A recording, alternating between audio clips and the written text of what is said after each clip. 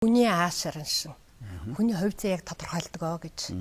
Манай эртний уламжлалт сургалтанд байдаг тэр 20 цэрийн заагуудыг эн чинь нүгэл юм.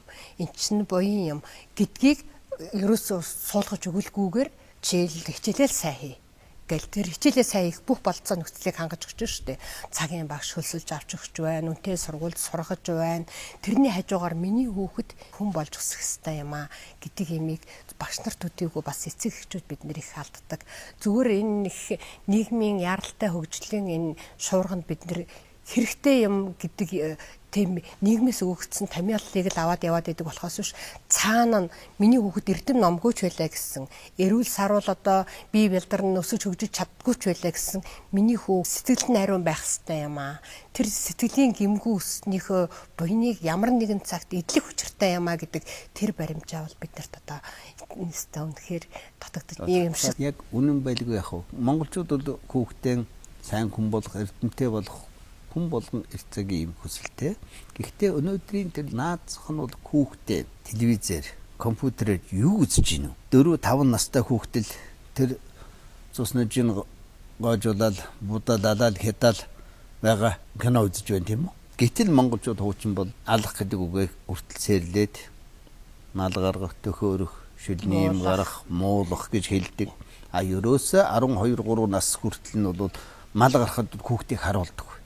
Тэгээд яг хөө эрэгтэй хүүхдийг нэг 12-ын тэр хүрэхэд нэг мал муулчаад нэг өвчүү төшүүлэх нас нь хүрэхээр дуудаад одоо малаа муулчихсан энэ өвчүүгийн төшчээгээд арсын өвчгтэй өвчүү төшүүлдэг. Тэгээд нас үеинд хүрэхээр аянда тэгэхээр зэрэг хүүхч нь бол тэр 12-3 хүртлээр ерөөсөө тэр цус нөжийн гарахыг огт хараагүй хүүхч нь дараа нь тийм гимт хэрэгтэй учрах кийхнэ гэдэгт бол ерөөсөө сэтгэлд нь буухгүй шүү дээ. Гэтэл тэр багаасаа буудаал алал цуснажид гоожуулаад хаяад байгаа киног үзээд тэр нь тарих толгоонд нь киви юм шиг суудсан хүүхдэл дараа нь тийм хэрэг үйлдэхэд нэг айхгүй байх тийм аимшигтай байдалд орно штэ. Тэгэхэд энийг бол эцэг ухаарах хэрэгтэй. Өнөөдөр одоо манай их сургуулийн төлбөр нэг жилийн төлбөр нэг сая хэдэн зуун байна. Сая 2 сая хүрч чадаагүй л байгаа. Гэтэл одоо хувийн сургуулиуд чинь 10 сая 10 хэдэн сая яах вэ? Тэр гадны одоо сайн сургууль Монголд ажиллаж Монголын хууль дүрмийн дагуу ажиллаж болох бол байх л да. Гэхдээ тэнд монгол хэлийн, монгол бичгийн, уран зохиолын, Монголын ёс зүйн, монгол түүхийн яг боловсролын яамны цагийн тэр төвшөнд нь чанартай сургаж байна уу юу гэдгийг бол кинож чадахгүй байна. Сурахгүй байна тэнд. Эцэг эхчүүд нэгдүгээр ангиас нь англи хэл заадаг, хятад хэл заадаг, япон хэл заадаг сургалтанд явуулж байна. Тэгэхээр эн чинь Монгол нутагтаар монгол хүнэн харин хүн болгоод тэр чинь багасаа нэгдүгээр ангиас тэр хэл сураад тэр улсын тухайн уншсаар байтал өөрийн язгуурын чивтрийн ярьж байгаа сэтгэлгээ бол шал өөрийн болж хувирна шүү дээ. Тэгэхээр энэ 3 хүрэхгүй сая хүний хойцсыг бид нар яаж Монгол үндэстэн оршин тогтнохын баталгаа болсон энэ залуу үеэр тэр зөв сэтгэлтэй зөв хүн баялахын тухайд бол энэ яахгүй энэ бол эмзэг асуудал. Энийг бол эцэг эхчүүд өөрөө ухаарах ёстой. Өөрөөр хэлэх юм бол 12-3 нас хүртэл нь харь хэлийг заах юм бол сэтгэх чадвар нь царсан байдалд орж идэг. Ерөөсөө өөрийнхөө хүүхдийг балалж ийн гэсэн үг. 12-3 настай ихгэлний дархлаас уугаад ихгэлээрээ ямыг бодож ухаар сэтгэдэг найруулж ичдэг чадвартай болно. Ингэсний дараагаар аянда тэр хүүхэд ямар нэгэн гадаад хэл сурахыг хүснэ мөрөөднө тэр үед нь гидэнч гадаад хэл сургаж болно. Тэгтээ зэрэг ихгэлнийх монгол хэлээр чинь ингэж ичдэг ингэж найруулдаг энэ хэлээр нь ингэж юм байна. Ингээд гадаад хэлээс сайн сурна.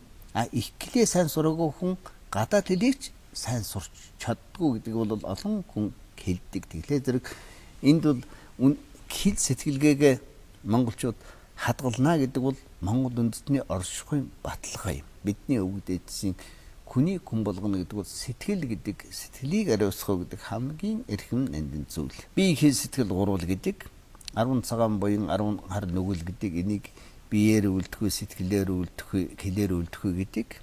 Түүнээс сэтгэл хамгийн эрхэм.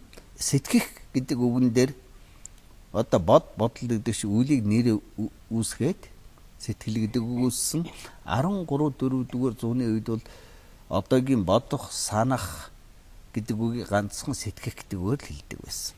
Эзэн Чингис зүй тэгжэл хэлж байсан. Энэ бодох санах гэдэг нь бол Түрк манжигроос хожуу монгол хэлэнд орж ирсэн үг. За яг уу одоо бол ойролцоо утгатай хэрэглэгдэж байна. Санаа зөв бол заяа тэгш гэдэг хүний сэтгэл зөв байхын болоод бүх юм зөв байх учиртай. Тэгээд тодорхой төлөвлөгөөд нэг сургаалт тийм сайхан шүлэг санаанд орж ийн л дээ. Сэлмээр чавчвас бие өвдөн, ширэн үгэд дайрвас сэтгэл өвдөн. Сэтгэл гэдэг биеэсэн эрхэмд бол цэцэн мэрэгд ширэн үгийг эгнэх цэрлвэ гэж. Сэтгэл нь эрхэм учраас хүний сэтгэлийг шархлуулах тэр догшин үгийг, хүний гомдоо үгийг бүү хэлээ гэж хэлж байгаа нь тэр сэтгэлийг эрхэмлэхтэй холбоотой юм. За тэгээд цаашаа чиний сэтгэлийг ариусгахгүй гэдэг тухай ярихад бол бид их зүйлийг ярьж болно доо. Хүний сэтгэл нь буруудвал бүхэл юм нь буруудадаг. Өнөө маргааштай магадгүй урдны хийсэн сайн үеийн үр тавилангаар өнөөдөртөө баян дарган бүх юм болж байгаа юм шиг харагдаж явж яг энэ насны төгсгөлд ч юм уу тэгээд одоо дараагийн төрөлдөө бол өөрийгөө бол өөр өөрийнхөө муу замдал көтлөл явдаг л учиртай Бурхны сургаал тэгжил номлосон байдаг. Яхаргүй тэр үүлийн үрээр энийг бодох ёстой. Одоо сайн юм хийвэл сайн үр гарна, муу юм хийвэл муу үр гарна. Энэ бол хүний нүдэн дээр байгаа зүйл. Зарим хүмүүсүүд үе үеийнхний халуун юм бүлээн засаар хамгаалж ирсэн байгаль дэлхийч хүртэл ингэж шунаж сүйдэлж байгаа хүмүүсүүдийг би бас нэг хэлдэг юм л да. Гэхдээ одоо хорвоод хүн нүцгэн ирдэг. Хорвоогоос нүцгэн буцна. 100 наслахгүй. Эрэлгийн газар банк байхгүй.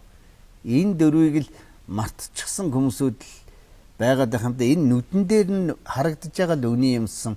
Тэгэд юуны төлөө шунаж, юуны төлөө тэр их хөрөнгө мөнгө цуглуулад байгаа юм бол Монголын газрын хэвлийн баялаг бол ард түмний өмч мойл гэдэг.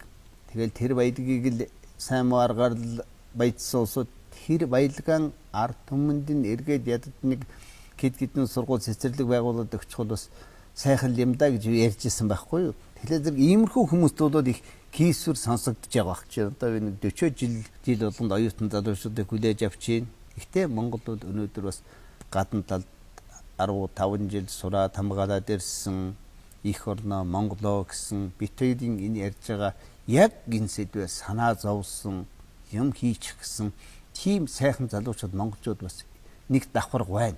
Тэр давхар бол харьцангуй цөөн боловч хамгийн гэгээлэг, цэвэр, гүнзгий боловсралтай, хүнийхээ зөв төлөвшчихсэн Монгол бол тийм давхар биш шүү. Бас тэдэн би бас их итгэдэг юм тийм давхар арай л хүрээн тэлээсээ үлээ л гэж ерөөх юм да.